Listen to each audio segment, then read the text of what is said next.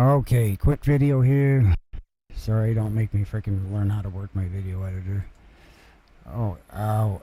Wait a minute. I can get there. Okay, here it is. Okay, this is the modern VARITONE circuit. The Gibson VARITONE circuit kind of caught my eye on YouTube, and I started watching some videos on it. And by the time I got to Leon Todd's go on it, it was like I was thinking, you know what? That would be handy to notch out frequencies for vocal intelligibility and bass bite. You know, because like in the studio you can do stuff like that, but you know, in a live environment, you know, if I'm going through a pedal board and into an amp, they'd have to catch it at the board. You know, and two, besides that, sometimes one guitar part will work with a vocal, and then the next guitar part and vocal section, it needs something like this. You know, that's why I put it on two mini toggles and made the bypass separate. As I figured, you know, you have a separate bypass, you can select your notch ahead of time, and then you pop it in. You know, like a chorus or something. There's a problem. You engage the circuit, and it puts in a notch frequency that you select here. But anyways, this basically it's just three of the VARITONE frequencies, and that has to do with values, common values. Even in the parallel notch filter, the VARITONE is a series notch filter which shunts to ground, which is why it has problems with tone suck. And you know, tone suck, you know, it barely shows up on the response graph, but there's something about that doesn't. And it sounds, it's like looking through a clear pane of glass and looking through something that's like opaque in a way. You know, it's a snappiness.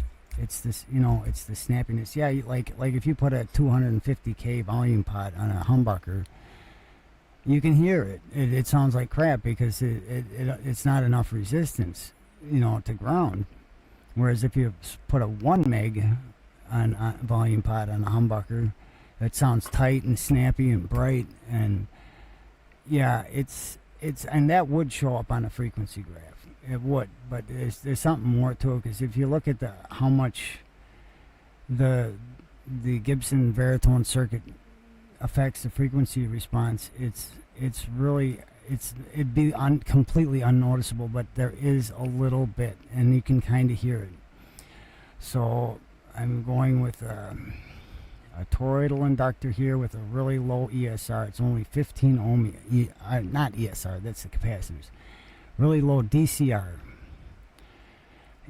15 ohm DCR here. I found an inductor, a 200 millihenry inductor with 15 ohms of DC resistance. That's a DCR. And I'm going to match that up with low ESR caps, and I'll put all the parts eventually, not right away, but you know, check back. Eventually I'll have all the parts that I spec for it in the description. It's just three of the frequencies. It's basically like position 2, 3, and 4 on the VARITONE, but the notches are narrower. Like let me get to my this you can see better. The VARITONE is like this huge crater, you know, coming in like this type frequency notch like this, and it's pretty wide, whereas these are going to be like kind of like pulling down one band of a 31 band equalizer, where it kind of starts rolling in, and then it dives down really deep and then comes back up and like this. But generally something like that, it gives other instruments room to breathe. You know, the vocal being an instrument, the voice being an instrument also, but the bass guitar bite, stuff like that, you know, just to kind of clear up the mix a little bit. And some people might not want to go through something like this to get this in their guitar, but you know, some people might, and I'm gonna put it in my guitar. I decided to. I thought that's just to have that on hand where I can, you know, I can fix stuff like that, so I'm not stepping on anybody's toes too bad. Because otherwise, you know, you do something, you put in a notch like that in the intelligibility region of the vocals, and you can hear the vocals. All of a sudden you can hear the vocals where you would have to turn down your guitar like a lot before to have the same effect, and then all of a sudden the guitar sounds anemic, you know. So to me this is worth it. I finished the design just not too long ago, but let me explain it real quick here. This is like, yeah, I did 2, 3, and 4. This is a 3-position on mini switch. That means when the bat is up here in the 715 position, like this is like looking at the bottom of the switch, and this is the direction of the bat. Okay, so the 715, the bat's up this way on the other side, and these two contacts are down, and then when the bat moves to the middle position here, then this one slides up here, and this one stays there. And then when the bat is pulled down to the 165 K65 position, then this slider also moves up. And then of course this is your bypass switch when the bat, you know, you can hook this up on any tool. You get it so it's turning on in the direction you want. Same thing with this. If you flip it over, it's the same thing. It's a 3-position on. This you can flip it over, or it doesn't matter if you flip it over. And you can hook it to any tool, and it's like in this situation, if you're looking at the back of the switch, the bat is and the bat is this way. That means the slider's down here and it's bypassed. And if the bat is this way on the other side of the switch there, then the slider's this way and it's engaged. That's oh, the other thing I was gonna say is I got the 2 meg in here because I'm figuring, you know, I like to run a little bit of gain. Even my clean is a little bit dirty.